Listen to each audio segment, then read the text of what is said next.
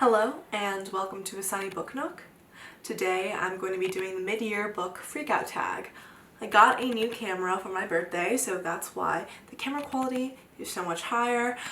Also, I don't really know how it works yet, so I'm sorry if you can hear the click click click of the camera focusing. I've tried filming this video so many times to try to get the focusing situation right, but nothing is really working. So I'm sorry, you're just gonna have to deal with it. Anyway, so this tag is something I've been seeing all over my subscription feed. Everyone's been doing it, and I thought, why not? I'll do it as well. Also, if you hear yelling in the background, that's my family. Anyway, first question, best book you've read so far in 2020. And for this I have a pretty extensive list, mostly because I've read so many phenomenal books so far this year. And it's gonna go like House in the Cerulean Sea by T.J. Klune. Also, this is not in any particular order also. Girl, Woman, Other by Bernardine Evaristo. The Life in Medieval Times of Kit Sweetly. The Hike by Drew Marguerite. Heads of the Colored People, Starlings by Jo Walton. Second question, best sequel you've read so far in 2020? And I've got to say Down Among the Sticks and Bones by Shauna Maguire, which is the second book in the We Were Children series, or The Hero of Ages by Brandon Sanderson. The Hero of Ages is such a phenomenal end to a trilogy. What a wonderful way of wrapping that whole series up. I cannot imagine that it could have been better. Loved it. I thought Down Among the Sticks and Bones was just so beautiful. I loved seeing Jack and Jill and the Moors. The creepiness of it, I loved it so much. I thought it was much better, honestly, than Every Heart a Doorway, just because I thought the characters were more interesting. The plot was more interesting. The world building was just better, I think. Third questions. New release you haven't read yet that you want to. Definitely Clap When You Land by Elizabeth Acevedo. I've read Elizabeth Acevedo's two other books and I really enjoyed them. I really want to get a physical copy to read Clap When You Land though, which is the reason why I haven't got to it yet, because I read her other books through like a physical book and I really enjoyed it that way. I just couldn't really get into the audiobook, so I'm just gonna wait till I can get a physical copy of Clap When You Land to read it. Most anticipated release for the second half of the year. And for this, I've got to say Transcendent Kingdom by Yagi Yasi, which is coming out in September. I read her debut novel, Homegoing, which I thought was so good. I can't wait to get to her second book. Biggest disappointments. The Library of Legend by Janie Chang. I wanted so much more from this and I didn't get it.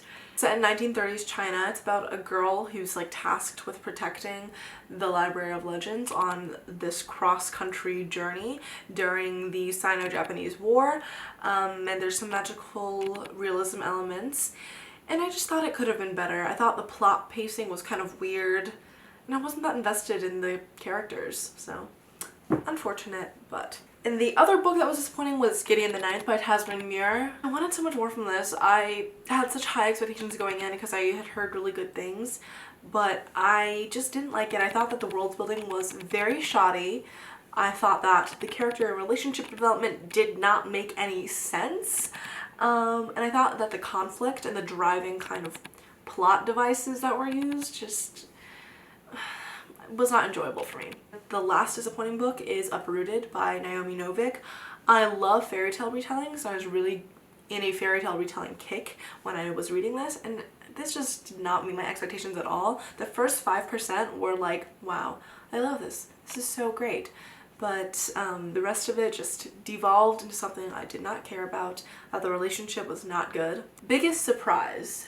Definitely Jo Walton's Starlings, because short story collections are usually like full of hits or misses, but this was really mostly hits, and all of those hits were phenomenal and they just really stuck in my brain. Also, I'm doing a weekly kind of story time with Sunny series on Wednesdays where I read read a story from this book and we discuss it. So if you'd be interested in joining me on that, just hit me up on Instagram or Twitter and I'd be happy to add you to our little group. I think it's so much fun, and Joe Walton does such an interesting job at creating these like science fiction fantasy worlds that interrogate so many things. I'd love to dissect it with you. So, favorite new author. All right, for this one I also got a list. Robin Sloan, who wrote Sourdough, which I loved, and Mr. Penumbra's 24-Hour Bookstore, which I also think was pretty good. Oh, Tessa Moshfegh, because Eileen was great. My Year of Rest and Relaxation, amazing. River Solomon, because The Deep and An Unkindness of Ghosts are both 5-star reads. Or maybe I gave The Deep 4 stars. I don't remember. Anyway, just really good books. Newest fictional crush. I don't do that, so not applicable.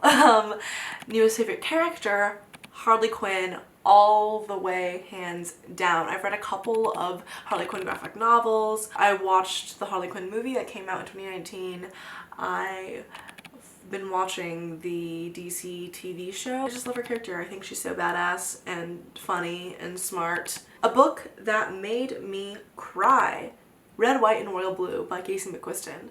I bawled like a baby at lots of points during this book. It's definitely a problematic book, but it made me feel a lot of emotions, so there's that. A book that made me happy, Pet by Kwege Emeze. Ah, this book is so wonderful. It's set in this world where like racism doesn't exist, and transphobia and homophobia don't exist, and the system of oppression and like police don't exist, and we're following this main character who's a trans girl and her trying to figure out something that's going wrong in her community, and I just thought it was so wonderful and so imaginative and so revolutionary in its imagination. So, the most beautiful book you've bought so far this year. Definitely The Memory Police by Yoko Ogawa. This cover is just gorgeous. I love it so much, and I need to do a makeup look based on this cover sometime soon for sure. Last question is, what books do you need to read by the end of the year? So many. Just go check out my haul video that I recently uploaded, because every book I haul is something that I really want to read by the end of the year. So yeah. That's the end of this tag video. I hope you do it if you haven't already. And thank you so much for watching. Like, comment, subscribe, all that stupid bullshit. And I'll see you in my next video. Bye!